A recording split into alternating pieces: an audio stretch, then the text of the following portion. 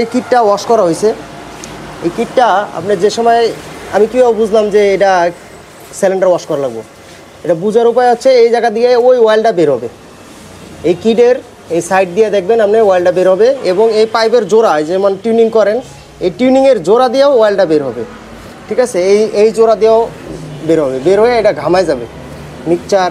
এই পাইপের এই জোড়া এবং এই ডায়াফ্রামের এই জোড়া দিয়ে আপনার অয়েলটা বাইরে ঘামায় যাবে। তখনই বুঝতে পারবেন আপনার কিট সিলিন্ডার ওয়াশ করার সময় হয়ে গেছে।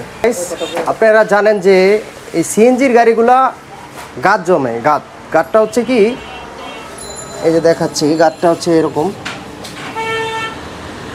এটা মোবিলের মতোই, প্রায় মোবিলের মতোই, খনির থেকে উঠে। এটা আসলে ময়লা বলা ভুল হবে, কিন্তু এটা সমস্যা করা হচ্ছে কিটে গেলে কিটের যে স্পেস, মনে করেন 100% যে স্পেস, এই স্পেসটার ভিতরে আপনার 50% বা 60% জায়গা এই অয়েলটা দখল করে নেয়।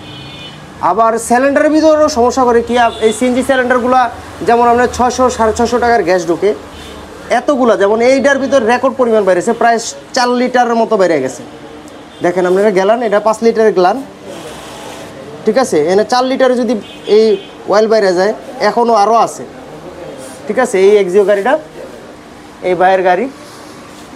ঠিক আছে, এখন এই গাদগুলা আপনারা একটা সময় পর পর বের করবেন, মানে এটা জানি ভিতরে না থাকে। এটা থাকলে টিউনিংটা করবেন, টিউনিং ঠিক থাকবো না, টিউনিং নড়ে যাব।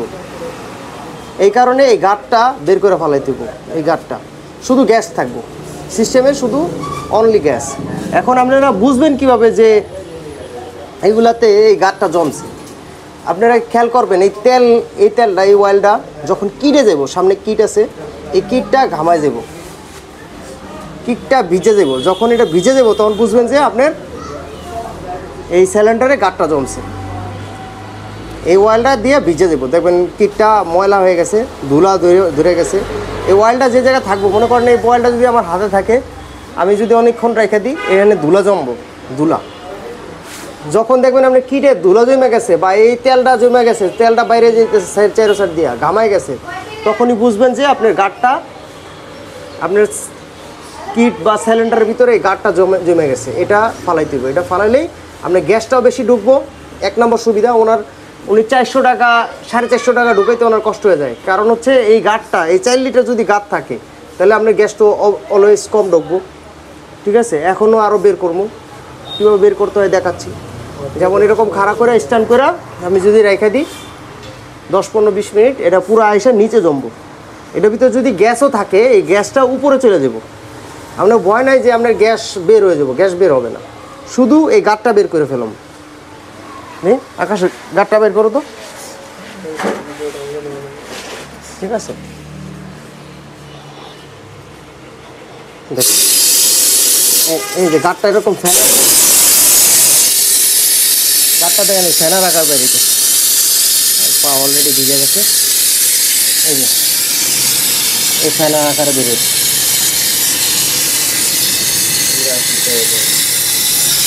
আস্তে আস্তে বের করো। হয়তো এই গাদটা বের করতে গিয়ে আপনি 10-20 টাকার গ্যাস বের হইতে পারে, এর বেশি না, বা 50 টাকার গ্যাস বের হবে, এর বেশি বের হবে না। দেখেন ওই যে বের হচ্ছে, ফোটা ফোটা করে বের হচ্ছে, খেজুর রসের মতো দেখেন বের হচ্ছে।